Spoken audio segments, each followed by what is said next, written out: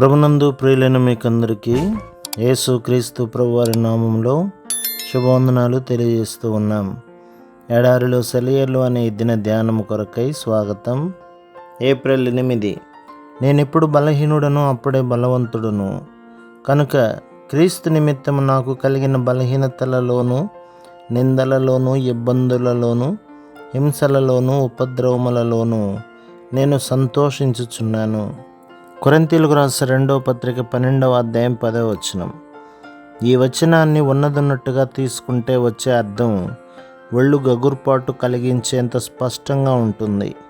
దీని వెనుక ఉన్న భావన శక్తి ఓ పట్టాన గ్రహింపులోకి రాదు.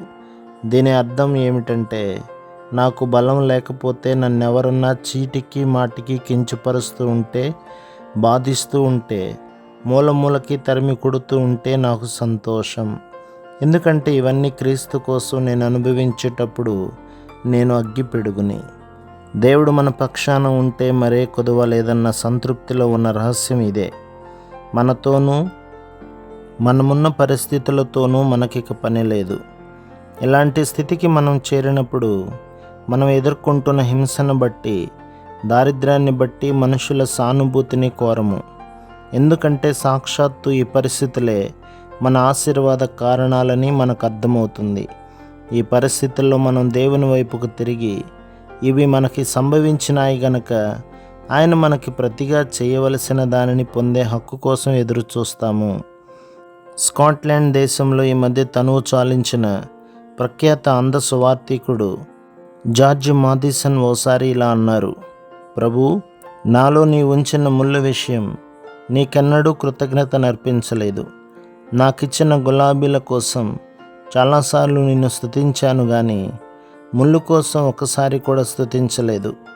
నేను మోస్తున్న సిలువకి ప్రతిఫలంగా రాబోయే లోకంలో నాకు దొరికే ప్రతిఫలం కోసమే ఎదురు చూస్తాను, కానీ ఇప్పుడు మోస్తున్న సిలువే నాకు ఇప్పుడే మహిమకరమైన దీవెనని గ్రహించలేకపోయాను.